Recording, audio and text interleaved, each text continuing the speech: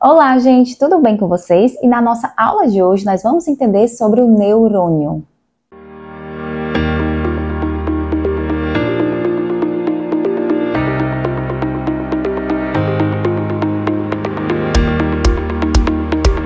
Para iniciarmos, temos que entender que o tecido nervoso ele é formado por duas células. Nós vamos ter a primeira célula, que vai ser o neurônio, que a gente vai dizer que ela é uma célula nervosa, e nós vamos ter também as células da glia ou os gliócitos. Então, vamos iniciar pela célula nervosa do neurônio. Temos que entender que os neurônios eles são responsáveis pela recepção, transmissão e processamento do estímulo do sistema nervoso. No caso, a gente vai entender que isso vai ser a transmissão do impulso nervoso. E nas estruturas do neurônio, nós vamos ter aí dendritos, corpo celular, vamos ter o axônio, os nódulos de Ranvier, a bainha de mielina e os terminais axonais. Vamos agora entender um pouquinho de cada estrutura dessa do neurônio. Os dendritos são prolongamentos que partem aí do corpo celular. A sua função vai ser receber e conduzir esse impulso nervoso até o corpo celular. Os dendritos eles vão aí receber estímulos dos receptores sensitivos ou de outros neurônios. O corpo celular vai ser aí a região mais volumosa do neurônio e é onde vai estar localizado o núcleo. O axônio será aí o prolongamento responsável por conduzir o impulso nervoso. Ele é fino e extenso, é praticamente o único prolongamento citoplasmático que vai enviar aí o impulso nervoso para outro neurônio ou tecido. E fazendo aí o revestimento do axônio, nós vamos ter a bainha de mielina, que vai garantir uma maior velocidade do impulso nervoso, sendo aí também um isolante elétrico.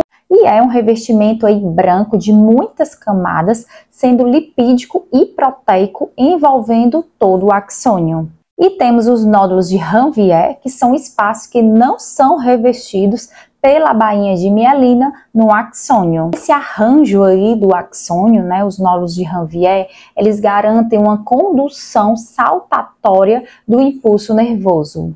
E em relação aos tipos de neurônios, nós vamos ter os neurônios aferentes e neurônios eferentes.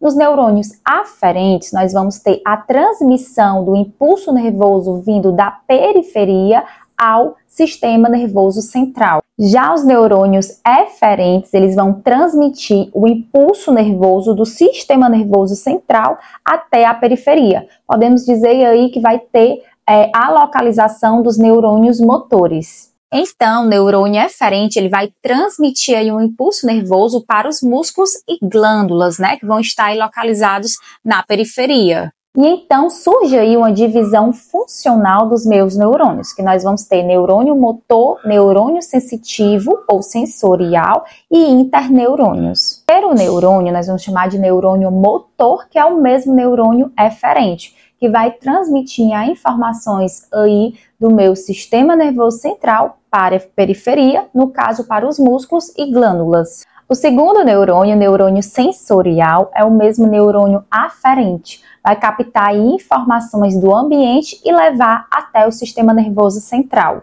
E o terceiro são os interneurônios. Os interneurônios eles fazem a comunicação dos dois neurônios, tanto motor como sensitivo, formando aí circuitos para funções complexas do sistema nervoso.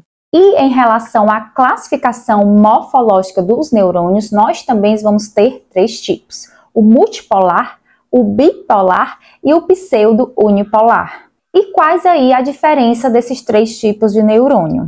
De forma resumida, o multipolar ele vai ter vários dendritos e apenas um axônio.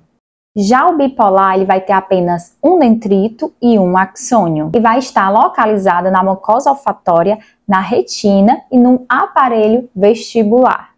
Já o pseudo-unipolar ele vai ter um prolongamento que vai se dividir em mais dois prolongamentos, um para o sistema nervoso central e outro para o sistema nervoso periférico. Como exemplo aí do neurônio pseudo-unipolar, nós vamos ter o neurônio sensitivo. E agora nós vamos entender sobre as células da glia, que é o segundo tipo aí de células do sistema nervoso. Primeiro, entenda que a cada 10 células da glia, nós temos uma célula do neurônio. Então, nós temos no sistema nervoso mais células da glia do que células do neurônio.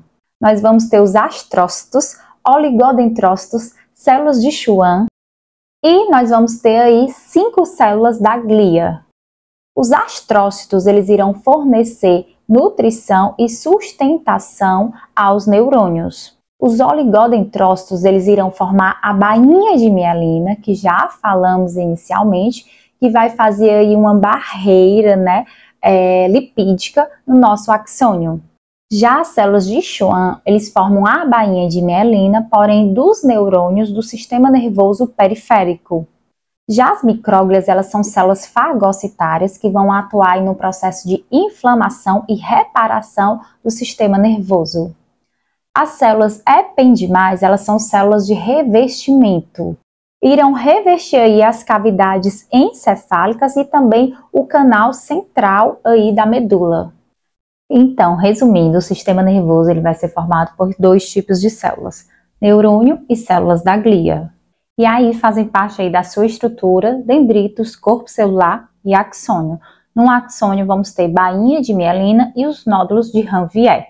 No final do neurônio, podemos dizer que vai ter os terminais axonais. E de acordo com a classificação funcional do neurônio, eles podem ser motores, sensitivos e interneurônios.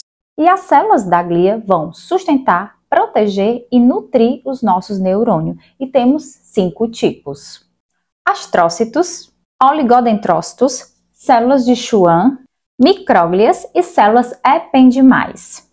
Espero que vocês tenham gostado aí do nosso resuminho do neurônio, e esse conteúdo vai muito para os nossos acadêmicos que estão na disciplina de neuroanatomia ou estudando o sistema nervoso em outra disciplina, como a anatomia humana. Espero que vocês tenham gostado, beijinhos, tchau e até a próxima aula!